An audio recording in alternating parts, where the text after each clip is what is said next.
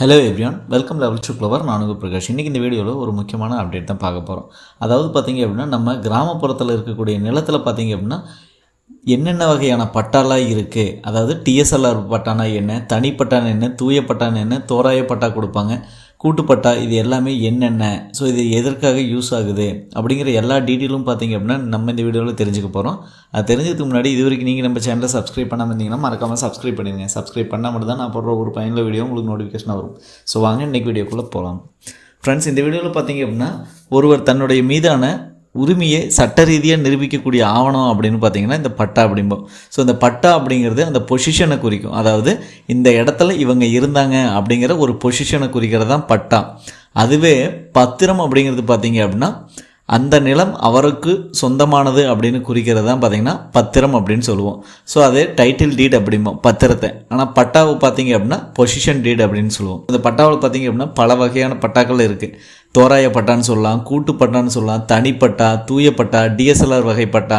So இந்த மாதிரி வகையான பட்டாலாம் இருக்குது. இந்த வகையான பட்டாவில் என்னென்ன பயன் இருக்குது, ஸோ எந்தெந்த வகையான பட்டா நமக்கு கொடுப்பாங்க, ஒவ்வொரு வகையான பட்டாவுக்கும் என்ன சொல்லியிருக்காங்க அப்படிங்கிற எல்லா டீட்டெயிலும் பார்க்கலாம். ஸோ ஒன்றுக்கு மேற்பட்ட நில உரிமையாளர் இருக்காங்க அப்படின்னாலும் யார் யாருக்கு எவ்வளவு நிலம் இருக்குது அப்படிங்கிறது கணக்கு தெரியாமையே போயிடும். ஸோ அதே போல் யாரோட நிலம் எங்கே இருக்குது, எங்கே அமைஞ்சிருக்கு அப்படின்னு தெரியாது போயிடும். இந்த மாதிரி இருக்கக்கூடிய சுச்சுவேஷனை அந்த பட்டாவை பற்றி நம்ம தேடி பார்ப்போம். So first கூட்டுப்பட்டா. கூட்டுப்பட்டா அப்படிங்கிறது உரிமையாளர்களில் ஒருவருக்கு அதிகமாகவோ மற்றொருவர்களுக்கோ குறைந்த அளவிலோ நிலம் இருக்கலாம். இந்த கூட்டுப்பட்டா அப்படிங்கிறது ஸோ அதாவது கூட்டாக ஒரு ஏக்கர் இருக்குது அப்படின்னா ஒருத்தருக்கு 50 சென்ட், இன்னொருத்தருக்கு 50 சென்ட், இந்த மாதிரி கூட்டாக இருக்கலாம். ஸோ அல்லது ஒருத்தருக்கு 80 சென்ட், ஒருத்தருக்கு 20 சென்ட் இருக்கலாம். இதுதான் பார்த்திங்க அப்படின்னா இந்த கூட்டுப்பட்டா அப்படிங்கிறது. ஸோ இன்னொருவரோட மிங்கிளாகி இருக்கிறது தான் கூட்டுப்பட்டா. ஆனால் அனைவருக்கும் ஒரே மாதிரியான பட்டாவே இருக்கும். அனைவரது பட்டாவிலும் அனைவரது பெயரும் இடம்பெற்று இருக்கும். ஸோ எக்ஸாம்பிளுக்கு ஏ அண்ட் பி 2 பேர் இருக்காங்க. ஸோ அந்த 2 பேரும் பார்த்திங்க அப்படின்னா ஒரு ஏக்கரா வாங்குறாங்க. அந்த ஒரு ஏக்கராவில் ஒரு 60 சென்ட் பார்த்திங்க அப்படின்னா ஏங்கிறவர் வச்சுருக்காரு, பிங்கிறவர் ஒரு 40 சென்ட் வச்சுருக்காரு அப்படின்னா ஸோ ஏங்கிறவருக்கும் பிங்கிறவருக்கும் சேர்ந்து ஒரே ஒருத்தர் தான் மூலப்பத்திரம், அதாவது இதுக்கு முன்னாடி வச்சுருப்பார். ஸோ அவர் தான் பார்த்திங்க அப்படின்னா அந்த இடத்த விற்றுருப்பார். அதனால் 2 பேர்த்தோட பட்டாவிலையும் பார்த்திங்க அப்படின்னா ஸோ முன்னாடி அதை யார் வச்சுருந்தாங்க அந்த நிலத்தை அப்படிங்கிற எல்லா டீட்டெயில்ஸுமே வரும். அதே மாதிரி கூட்டுப்பட்டா அப்படின்னா இவரோட பேரும் ஏங்கிறவரோட பட்டாவிலையுமே பியோட பேர் வரும், பிங்கிற பட்டாவிலையும் ஏவோட பேர் வரும். இதுதான் பார்த்திங்கன்னா கூட்டுப்பட்டா அப்படின்னு சொல்லுவோம். அனைவரது பெயரும் இடம்பெற்றிருக்கும் அப்படின்னு சொல்கிறாங்க. உட்பிரிவு செய்யாமல் உள்ள நிலத்தில் உள்ள எல்லோருக்குமே உள்ளடக்கிய பட்டாவின் பெயர் தான் கூட்டுப்பட்டா. அதாவது பட்டாவில் 2 வகை இருக்குது. உட்பிரிவு செய்யக்கூடிய பட்டா, உட்பிரிவு அற்ற பட்டா. Not involving subdivision, involving subdivision அப்படின்னு சொல்லுவோம். அதை பற்றியான வீடியோஸ் எல்லாம் நம்ம ப்ரீவியஸாக நிறைய பார்த்துருப்போம். பிரிவு செய்யாமல் இருக்கக்கூடிய பட்டாவை பார்த்தீங்க அப்படின்னா கூட்டுப்பட்டா அப்படின்னு சொல்லி. பட்டாவே இல்லாமல் இருப்பதற்கு கூட்டுப்பட்டா எவ்வளவோ மேலானது. அதாவது நமக்கு பட்டாவே இல்லைங்கிற பட்சத்தில் ஸோ கூட்டுப்பட்டா இருக்கிறதுல எந்த ஒரு அப்ஜெக்ஷனும் கிடையாது. ஸோ கூட்டுப்பட்டா வச்சிருக்கலாம் அப்படிங்கிறாங்க. ஆனால் இந்த கூட்டுப்பட்டா விட தனிப்பட்டா அப்படிங்கிறது மேலானது. ஸோ ஏதாவது நீங்கள் லீகல் கேஸ் ஆகுது, ஏதாவது பிரச்சனை ஆகுது அப்படிங்கிற பட்சத்தில் நீங்கள் தனிப்பட்டா வச்சுருந்தீங்கன்னா எந்த ஒரு பிரச்சனையும் இல்லை. கூட்டுப்பட்டானாவே பிரச்சனை தான். ஓகேங்களா? ஸோ அதுக்கடுத்து பார்த்தீங்கன்னா தனிப்பட்டா, இண்டிவிஜுவல் பட்டா அப்படின்னு சொல்லுவோம்.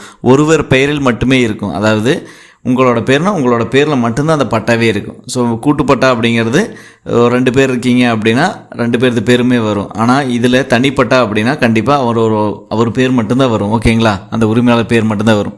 ஸோ இந்த பட்டாவில் சர்வே எண், உட்பிரிவு எண்கள் தனியாக இருக்கும்.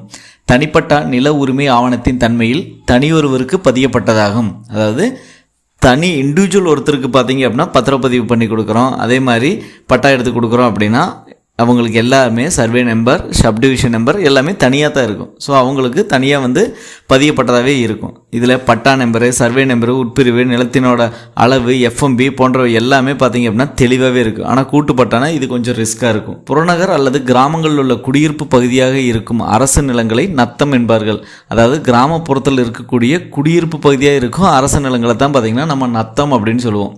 ஸோ அந்த காலத்தில் பண்ணை காலி இடம் அப்படின்லாம் சொல்லுவோம். அதாவது ஒருத்தர் ஃபுல்லாகவே ஒரு ஏக்கரா இருக்குன்னா ஒரு ஏக்கராவை விற்றுட்டாங்க. அதுக்கப்புறம் அதை பார்த்திங்கன்னா ஒரு 50 பேர் 100 பேர் வாங்கியிருப்பாங்க. ஸோ இதில் பண்ணை காலி இடம், நத்தம் இந்த மாதிரிலாம் வரும். ஓகேங்களா?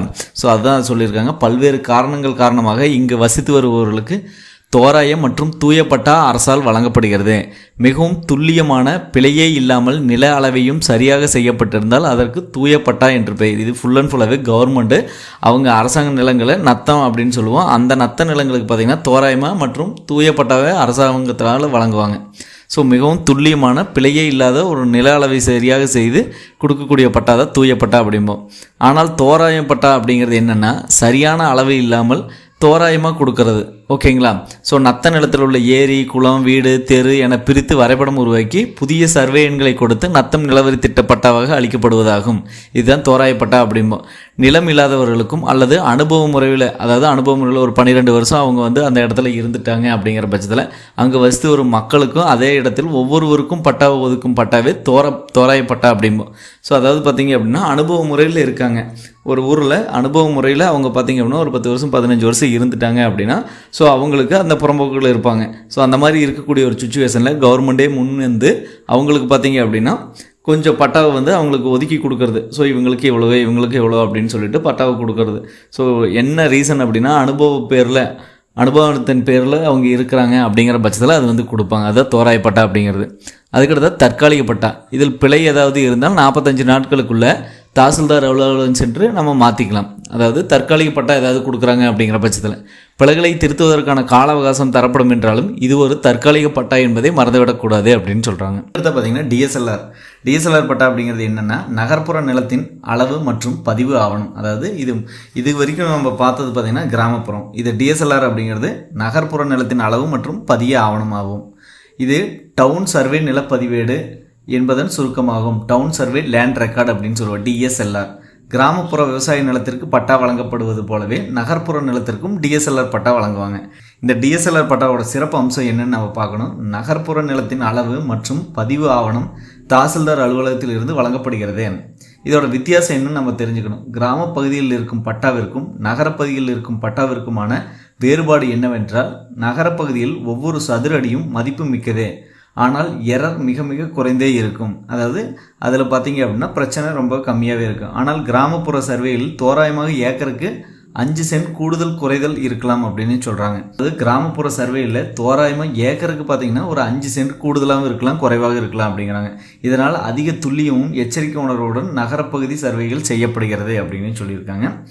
ஸோ நம்ம இந்த வீடியோவில் பார்த்தது எல்லாமே பார்த்தீங்க அப்படின்னா கூட்டுப்பட்டா, தோராயப்பட்டா, தற்காலிக பட்டா, டிஎஸ்எல்ஆர் பட்டா, ஸோ தூய பட்டா, இதை பற்றியான எல்லா டீட்டெயில்ஸுமே இந்த வீடியோவில் பார்த்துருப்போம். ஏதாவது சந்தேகம் இருந்தால் கமெண்ட் செக்ஷனில் கமெண்ட் பண்ணுங்கள். ஸோ மற்றொரு வீடியோவில் சந்திக்கும் முறை உங்களிடமிருந்து விடைபெறுவது உங்கள் பிரகாஷ். By, taker.